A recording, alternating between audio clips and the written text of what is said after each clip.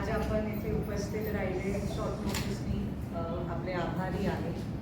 आमचा हे विचार होतं की आता आम्ही नगरपालिकामध्ये बहुतेक 1 महिना झाला आहे आणि हे आमची जबाबदारी आहे की आम्ही सावंतवाडीचे लोकांना ज्यांनी आम्हाला निवडून आणलं आहे, घर भरून मतदान खूप प्रेम आणि आशीर्वाद दिला, तर आम्ही त्यांना एक अपडेट देऊया की आम्ही नगरपालिकामध्ये आले, आमचे सर्व नगरसेवक सेविका आम्ही आता 12ची टीम इन्क्लुडिंग टीम 13 झाली आहे आणि आम्ही एकदम चांगल्या पद्धतीने काम सुरू केलं आहे। तर आम्हाला फक्त सर्वांना सांगायचं होतं, एक अपडेट द्यायचं होतं की आता सावंतवाडीमध्ये काय परिस्थिती आहे, आम्ही काय काम सुरू केलं आहे। कारण निवडणुकीच्या वेळी आम्ही खूप लोकांशी बोलले होते, चर्चा झाली होती आणि सर्वांनी आम्हाला त्यांचे प्रॉब्लेम सांगितले, आम्ही ते विसरले नाही आहे। हळूहळू सर्वांमध्ये सर्व टॉपिक्स आम्ही घेतले आहे आणि काम सुरू केलं आहे। पहिला तर आपण सर्वांना माहिती आहे की आम्ही स्वच्छता हे विषय घेतलं होतं, कारण हे माझं शिक्षण पण आहे की आपण आपलं घर सफाई साफ ठेवणार, स्वच्छ ठेवणार, त्यालाच लक्ष्मी येणार। आम्हाला हेच इच्छा आहे की आपल्याकडे सावंतवाडीमध्ये जी आपली सुंदर नगरी आहे, खरोखरच एक सुंदर नगरीचा पटनी राहिला पाहिजे। तर आम्हाला जे पण आम्ही विषय घेतले होते सगळे नगरसेवक सेविकाच्या खूप मदत होती। वॉर्ड वाईज आम्ही स्वच्छता घेतली आहे। आपण बघितलं आहे की नरेंद्र डोंगर आपला मोती तलाव वॉकिंग पाथ आहे, बस स्टँड जेव्हा की खूप वर्ष झाले होते की त्याच्यावर कोणी लक्ष दिलं नव्हतं, ते पद्धतीने आम्ही स्वच्छता सुरू केली आहे। दत्तनगर कॉलनीमध्ये मोठा गार्डन होतं, ते जंगल झालं होतं, तर ते पद्धतीने आम्ही हळूहळू सगळे गार्डन एरियाज टार्गेट करणार आहे। मोठा विषय हे जे आहे, जे वॉटर पाईपलाईन्सचा आहे, गॅस पाईपलाईन्सचा आहे, आपण सर्वांना माहिती आहे की दोन्हीच्या कोऑर्डिनेशनमध्ये थोडं अडचणी होती, तर आम्ही थोडे दिवस काम थांबवलं होतं, कारण आम्ही दोन्ही कॉन्ट्रॅक्टर्सशी बोलले आणि आज आम्ही CEO साहेबांशी पण बोलले। आम्ही एक सुंदर प्लॅन क्रिएट केला आहे की आपले लोकांना, नागरिकांना ते कोणतरी अडचणी नाही होत पाहिजे, कारण वॉटर पाईपलाईन्समध्ये थोडी गोष्टी असं झाली होती की वॉटर पाईपलाईन्स आपले तुटले होते, पण लवकरात लवकर आम्ही कॉन्ट्रॅक्टरशी बोलले, आम्ही सोल्युशन काढून घेतलं आहे आणि लवकरात लवकर आपण काम सुरू करूया। आमची हे इच्छा आहे की सावंतवाडीची जे पाणीची इश्यूज आहे आता 1 वर्षमध्ये ते सॉल्व्ह केले पाहिजे।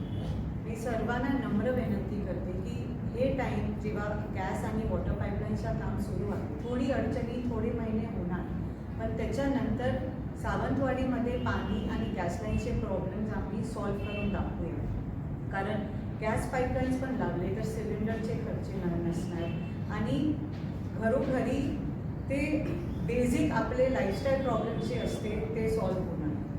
तेच पद्धतीने आम्ही कचरा डेपो त्याच्यावर लक्ष घालत आहे, कसं आपण कचरा कलेक्शन करणार आणि आपण आता आज कचरा डेपोमध्ये जाऊन बघितलं तर आपण बघणार की सगळ्यांच्या बायफिकेशन झालं आहे। आम्ही पहिला तरी हे काम केलं ऑफिसमध्ये येऊन की सगळ्यांचा अभ्यास केला, कसं आपण कचरा कलेक्ट करत आहे, काय पद्धतीने रिसायकल प्रोडक्ट्स होतात। तर आता आपण कचरा डेपोला व्हिजिट केलं तर कार्डबोर्ड सगळे एकत्र आहे, water bottles, glass water bottles एक ठिकाणी आहे, एक ठिकाणी सगळे लेदरचे प्रोडक्ट्स जेव्हा की आपले बॅग्स असतील ते सगळे एक ठिकाणी ठेवले आहे। कोकोनट जे आपण नारळचा वापर जास्ती असते ते एक पद्धतीने आम्ही वेगळं ठेवलं आहे, कारण ते बघितलं गेलं तर इन्फ्लॅमेबल प्रोडक्ट्समध्ये येते। तेच पद्धतीने आम्ही जे पण काम आता नगरपालिकामध्ये घेतलं आहे सगळं आम्ही अभ्यास केला आहे। मोठा विषय आपला माहिती आहे हॉस्पिटलचा विषय आहे, तर आम्ही डॉक्टरशी पण बोलले, इकडचे सावंतवाडीचे डॉक्टर्सशी आम्ही बोलले, त्यांची काय परिस्थिती आहे ते आम्ही समजून घेतली आहे। आता महत्त्वाचा विषय ते आहे की आपण आपली जे सर्व्हिसेस आहेत आता कॉटेज हॉस्पिटलनं आपण कसं चांगल्या पद्धतीने उभा करूया, कारण कॉटेज हॉस्पिटलमध्ये पण खूप प्रॉब्लेम्स आहेत, जेव्हा की मशीन मेंटेनन्स कमी आहे, रिपोर्टिंग बरोबर होत नाही. डॉक्टर्सना आपण सावंतवाडीमध्ये आणलं, त्यांच्यासाठी राहायची जागा नाही आहे, टॉयलेट्स नाही आहे. तर ते विषयावर आमचं काम सुरू आहे की कसं आपण लवकरात लवकर महिलांसाठी जे त्यांची डिलिव्हरीसाठी त्यांना प्रॉब्लेम्स होत आहे, आपले बेसिक ट्रीटमेंट जेव्हा की कोणाला फ्रॅक्चर झाला, जॉन्डिस झाला, ते आपण कसं पद्धतीने लवकरात लवकर ते कॉटेज हॉस्पिटलमध्ये आलं तर ते विषय कसं सॉल्व्ह होऊ शकते त्याच्यावर काम सुरू आहे. आणि जेव्हा की कोणी पण विचारलं की मल्टी स्पेशालिटी हॉस्पिटलचं काय, तर ते आम्ही मुख्यमंत्रीजी, पालकमंत्रीजी आणि आरोग्य मिनिस्टरशी बोलून आज आम्ही पुढे जाणार आहे. सगळं जे विषय आमच्यासमोर आणलं होतं निवडणुकीच्या वेळी आम्ही जेव्हा लोकांनी घेतलं ते आम्ही विसरले नाही आहे. स्टेप बाय स्टेप कधी कधी काय असते, थोडे आमचे जे टॉपिक्स असते लवकरात आपल्याला सोल्युशन दिसेल, पण जेव्हा की भटके कुत्रेचा विषय आहे जे खूपच महत्त्वाचा आहे, त्याच्यासाठी आम्ही मिशन रेबीज नावाने एक ऑर्गनायझेशनशी बोलले आहे, अजून 2 ऑर्गनायझेशनशी बोलले आहे की कसं आपण आपले डॉग्सला स्टरलाइज करूया, त्यांना शेल्टरमध्ये ठेवूया आणि लवकरात लवकर ते सोल्युशन काढावं लागणार, कारण आपले लोकांना हे खूप अडचणीचा विषय आहे. तर हे सर्वांवर आमचा स्टडी सुरू आहे. मी सर्वांना फक्त ते नम्र विनंती करणार की आम्हाला आपण सर्वांनी आमच्यावर विश्वास ठेवला आहे, ते विश्वास ठेवा, आशीर्वाद ठेवा आणि लवकरात लवकर आम्ही दर 6 महिने आपल्याला अपडेट देऊ. ते आमची जबाबदारी आहे. आपण आम्हाला निवडून आणलं आहे आणि ते सगळं विषयावर आम्ही आपल्याला रिपोर्ट केलेलं. आणि अजून एक गोष्टी आहे की जे पण हे प्रेस ऐकत आहे, प्लास्टिकचा विषय खूप मोठा आहे सावंतवाडीमध्ये. आपण बाजारात जाणार आहे, ट्यूजडे मार्केट आपण बघितलं आहे, आम्ही सिस्टमॅटिक करून घेतलं आहे की आपली दोन गाडी ते रस्त्यावर जाऊ शकते. आम्ही त्यांना पाणीची सवय दिली आहे, वॉटर फिल्टर नव्हता त्यांच्याकडे, मोबाईल टॉयलेट नव्हता त्यांच्याकडे, त्याच्यासाठी पण आम्ही पत्र कोर्टमध्ये दिलं आहे की आम्ही कसं पद्धतीने त्यांना मोबाईल टॉयलेट देऊ शकतो. पण सर्वांना नम्र विनंती आहे की प्लास्टिकचा वापर कमी करा. आपण बाजारात जाणार आहे तर आपली बाजारची पिशवी घेऊन जावा, कारण जितकी आपण प्लास्टिक वापरणार आपला कचऱ्याचं सोल्युशन होणार नाही. तर ते फक्त सगळ्यांना नम्र विनंती आणि आपल्याला जे विचार करायचे आहे आता जेव्हा की मी सांगितलं की जेव्हा हे स्टडी केलं गेलं, आता सावंतवाडीमध्ये साधारण 1200 भटके कुत्रे आहेत. तर मिशन रेबीजच्या द्वारा एक NGOच्या द्वारा आम्ही आता शेल्टर आपण उभं केलं, ते शेल्टरमध्ये 30 डॉग शेल्टर्स आपण करू शकतो, 30 ते 35. त्याच्यामध्ये दर आठवड्या आपण 30 डॉग्सना वॅक्सिनेट करू शकणार.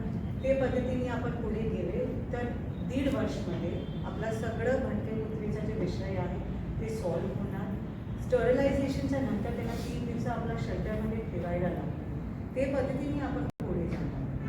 आता असं नाही की आम्ही कोणाला सोडून दिलं आहे, सगळे डॉग्सवर टॅग असणार, त्यांना स्टरलाइज करून घेतलं त्याच्यावर टॅग असणार, तर आपल्याला पण कळेल की हे सेफ आहे. की जे अगोदर ट्रॅफिकचे इश्यूज होते, थोडे जे सिस्टम होती तेव्हा खूप सुंदर पद्धतीने ऑर्गनाईज केले गेले होते, ते आम्ही परत आणूया. आम्ही पोलीस इन्स्पेक्टरशी बोलले आहे, त्यांना सांगितलं आहे की सावंतवाडीच्या मॅप द्या, कुठे पार्किंग झोन्स आहे, कुठे नो पार्किंग झोन्स आहे, त्याच्यावर आम्ही अभ्यास सुरू केला आहे. आणि ऑलरेडी सावंतवाडीमध्ये आपण कुठे कुठे पे अँड पार्कची सवय देऊ शकते, कारण पे अँड पार्क आपण केलं तर बरेपैकी आपले पार्किंगचे प्रॉब्लेम सॉल्व्ह होतील. एक ऑलरेडी पास्ट आहे जे आमच्या राजवाडाच्या पाठी आहे.